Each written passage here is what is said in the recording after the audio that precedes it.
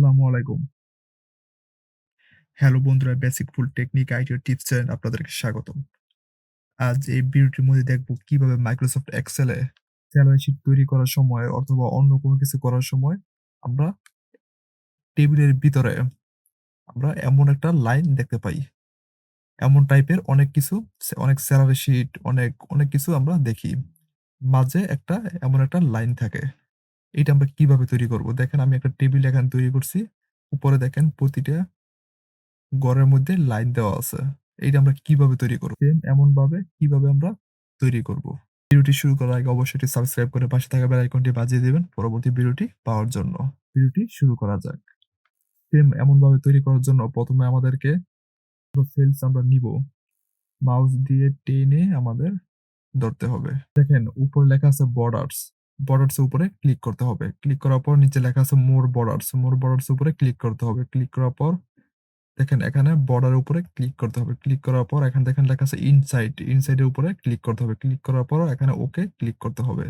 তেমনিভাবে আবার আমাদেরকে মাউস দিয়ে টেনে সবগুলো একসাথে ধরতে হবে। লেখা আছে বর্ডার্স। বর্ডার্স এর উপরে ক্লিক করতে হবে। ক্লিক করার পর একইভাবে নিচে যেতে হবে মোর বর্ডার্স। মোর বর্ডার্স উপরে ক্লিক করার পর নিচে উপরে লেখা আছে বর্ডার। বর্ডার উপরে ক্লিক করতে হবে। ক্লিক করার পর এখানে দেখেন লেখা আছে আউটলাইন। আউটলাইনের উপরে ক্লিক করতে হবে। ক্লিক করার পর নিচে লেখা আছে ওকে। ওকের উপরে ক্লিক করতে হবে।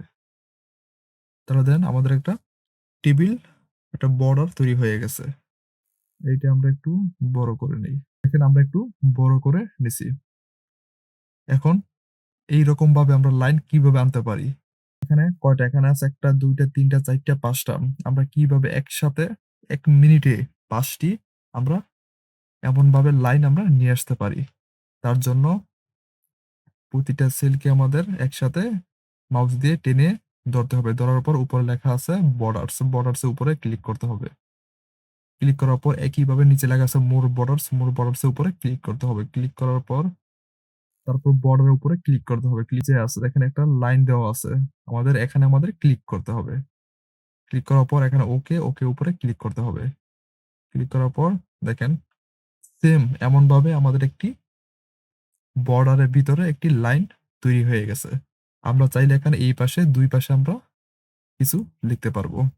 দেখেন আগেরটা যেভাবে সেম ছিল তেমনি এমনভাবে আমার নিচেরটাও একইভাবে তৈরি হয়ে গেছে। বর্ডারের ভিতরে আমরা লাইন তৈরি করতে পারি। ভিডিওটি ভালো লাগলে অবশ্যই একটি লাইক করবেন। ভালো থাকবেন, সুস্থ থাকবেন। সবাইকে ধন্যবাদ।